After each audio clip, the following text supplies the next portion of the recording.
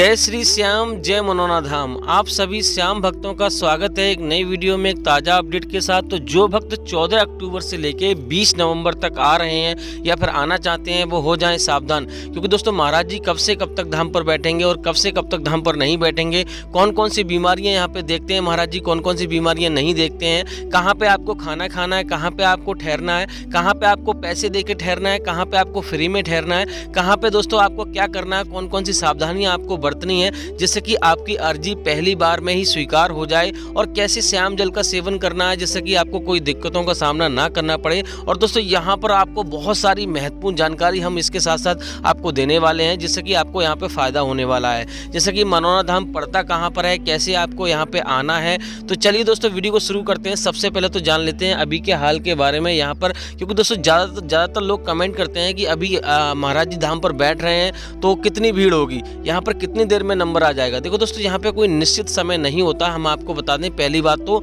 यहाँ पर कभी कभी 2 घंटे में भी नंबर आ जाता है और कभी कभी यहाँ पे 2 दिन लग जाते हैं, 2-3 दिन लग जाते हैं। तो यहाँ पर डिपेंड करता है कि कैसी कंडीशन है, भीड़ कितनी है, महाराज जी यहाँ पे कब से बैठे हैं, कब से नहीं बैठे हैं। फिलहाल दोस्तों बात करेंगे इसके बारे में कि यहाँ पे कैसे आपको लाइन में लगना है जिससे कि आपको यहाँ पे ज़्यादा भीड़ का सामना ना करना पड़े, और कैसे आपको टोकन प्राप्त करना है जिससे कि आपको लाइन में भी ना लगना पड़े। तो चलिए दोस्तों पहले तो जान लेते हैं कि मनोना धाम पड़ता कहाँ है, क्योंकि दोस्तों सबसे पहली बात तो यही है, काफ़ी लोगों का कमेंट आता है कि हम बिहार से आ रहे हैं, हम हरियाणा से आ रहे हैं, हम दिल्ली से आ रहे हैं, कोई कहता है मुंबई से आ रहे हैं। तो बहुत बहुत दूर से लोग आते हैं और ये पूछते हैं कि हमें सबसे पहले आना कहाँ होगा। तो हम आपको बता दें यहाँ की जो सबसे नज़दीकी रेलवे स्टेशन है वो है बरेली और आंवला। तो सबसे पहले आपको बरेली आना है। बरेली बहुत बड़ी रेलवे स्टेशन है, तो सबसे पहले आपको बरेली आकर यहाँ पर आपको, अगर आप सुबह में आ जाते हो तो और अच्छा रहेगा, क्योंकि दोस्तों सुबह में अगर आप आ जाते हो तो यहाँ पे एक ही दिन में आपके दर्शन होने निश्चित हैं। लेकिन दोस्तों यहाँ पर अगर आप किसी और समय आ रहे हो तब भी कोई आपको टेंशन लेने की ज़रूरत नहीं है, वो भी आपको तरीका बताएंगे।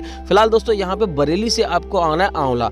आंवला की जो दूरी है यहाँ पे लगभग 40-50 किलोमीटर दूर पड़ता है। 20 रुपये का किराया लगता है ट्रेन से। अगर आप अपनी गाड़ी से आ रहे हो तब भी आपको यहाँ पे पहले आपको वहाँ आना है, बरेली आना है, उसके बाद आंवला आना है। आंवला से लगभग 4-5 किलोमीटर की दूरी पर ये मनोना धाम पड़ता है। देख सकते हो दोस्तों इस वाले रास्ते से आपको जाना है। मान लो आंवला से बिसौली वाला रोड भी है और यहाँ से आपको बजीगंज वाले रोड पे भी ये मनोना धाम पड़ता है। अब दोस्तों बात कर लेते हैं मनोना धाम पहुँचने के बाद आपको सबसे पहले करना क्या होगा। देखो दोस्तों आपको कुछ सावधानियाँ आपको बरतनी है। अगर आप मान लो स्नान करना चाहते हो, यहाँ पे आपका मरीज स्नान नहीं कर पाता है, तो आपको सबसे पहले तो यहाँ पे किसी स्वस्थ व्यक्ति को स्नान कराइए। उसी से यहाँ पे जो श्याम जल की बोतल है आपको यहीं पे दुकान आपको मिल जाएगी, और महाराज जी के जरिए आपको यहाँ पे दुकान बनाई गई है, वहीं से आपको श्याम जल खरीदना है। पानी भरा हुआ आपको बोतल मिल जाएगा। आप दोस्तों बात कर लेते हैं आपको और क्या क्या करना है। देखो प्रसाद भी यहाँ आपको ले लेना है, 51 रुपये से शुरू हो जाता है। बाकी दोस्तों आपकी जो श्रद्धा होती है उतना आप ले सकते हो। आप दोस्तों मंदिर के दर्शन सबसे पहले करने होते हैं। देखो दोस्तों मंदिर की लाइन अलग लगती है और महाराज जी की लाइन अलग लगती है। तो सबसे पहले आपको मंदिर के दर्शन करने होंगे। मंदिर की अब क्या हो गया है कि मंदिर के थोड़ा फायदा हो गया। देख सकते हो दोस्तों एक ये वाला गेट बना हुआ है, क्योंकि दोस्तों जो पुराना मंदिर था उसको अब यहाँ पर उसमें सिर्फ जो महाराज जी हैं वो ही बैठा करेंगे। अब यहाँ पे खाटू श्याम जी की जो मूर्ति थी वो अब नए मंदिर में लगा दी गई है।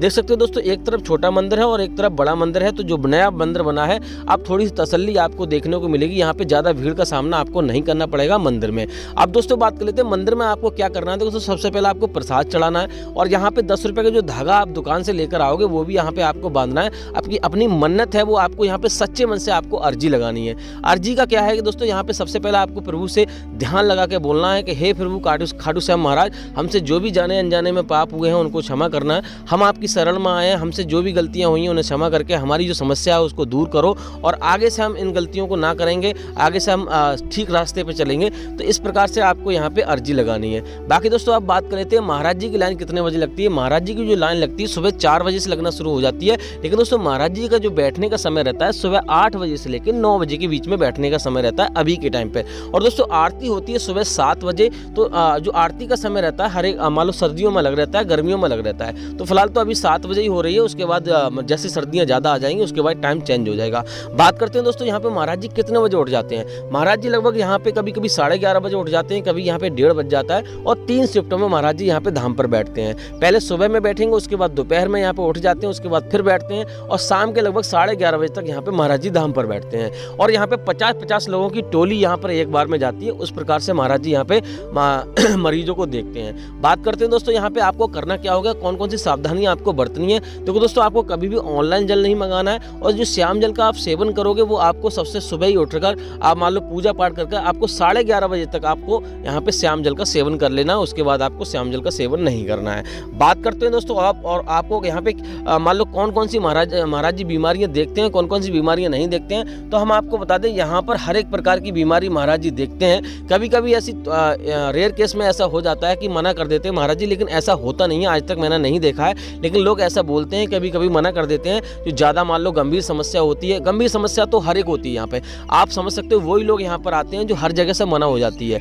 यहाँ पर डॉक्टर हर जगह से जब मना हो जाती है तब मनोहर धाम आते हैं और वो ठीक होकर जाते हैं, और लोग यहाँ पे 10-10 लाख की गाड़ियाँ यहाँ पे देके जाते हैं। तो आप समझ सकते हो कि यहाँ पर कितनी श्रद्धा है और यहाँ पे कितने लोगों का यहाँ पे काम बनता है। तो आप अगर यहाँ पे आप कोई समस्या से पीड़ित हो, कोई समस्या है आपकी, तो आप यहाँ पे जरूर ट्राई कर सकते हो। लेकिन दोस्तों यहाँ पे सावधानियां आपको ये बरतनी है कि अपने घर से आप चल रहे हो तो आपके मन में ये विचार बिल्कुल भी नहीं आना चाहिए कि हमारी मनोकामना पूरी होगी या नहीं होगी। शंका में आपको नहीं रहना है, क्योंकि दोस्तों जो सच्चे मन से जिनकी आस्था होती है और सच्चे मन से यहाँ पर आते हैं, उनकी मनोकामना यहाँ पे जरूर पूरी होती है। लेकिन दोस्तों ऐसा होता है, बहुत सारे लोग ये भी कमेंट करते हैं कि भैया यहाँ पे हम आए लेकिन हमारी मनोकामना पूरी नहीं हुई। उसके बारे में हम आपको बता दें, यहाँ पे उन लोगों की मनोकामना यहाँ पे देर से पूरी होती है जिन लोगों के साथ पुण्य नहीं होते हैं। क्योंकि दोस्तों हम जाने अनजाने में कुछ ना कुछ पाप कर बैठते हैं, चाहे मैं सही चाहे आप सही, तो उन लोगों की मनोकामना थोड़ी देर में पूरी होती है। बात करते हैं दोस्तों आपको कहाँ पे आपको ठहरना है। देखो, ठहरने के लिए यहाँ पे धर्मशाला बनी हुई है।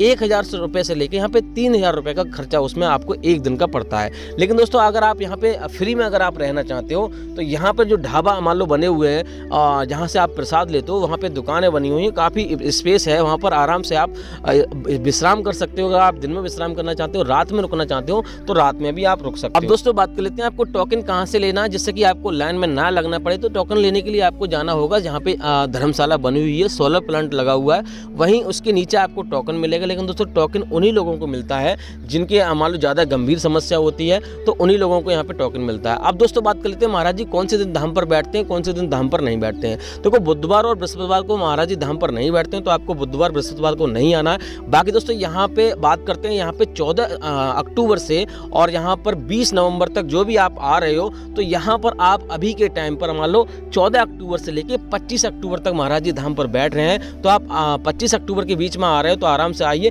बाकी दोस्तों आपको कुछ और जानना है तो आप हमें कमेंट कर सकते हो, उसके ऊपर हम वीडियो बना देंगे या पर आपको रिप्लाई दे देंगे। तो दोस्तों इसी मंगल कामना के साथ कि आपके जीवन में खुशियां बनी रहें, खाटू श्याम महाराज की कृपा हमेशा आप पे बनी रहे, इस वाली वीडियो को हम यहीं रोकना चाहेंगे। उम्मीद करते हैं आपको वीडियो अच्छी लगी होगी। अच्छी लगी हो तो लाइक कर देना, चैनल पर नए चैनल को सब्सक्राइब कर देना। तब तक तो मिलते हैं ऐसी किसी और वीडियो में, तब तक के लिए जय मनोना धाम, जय खाटू श्याम महाराज।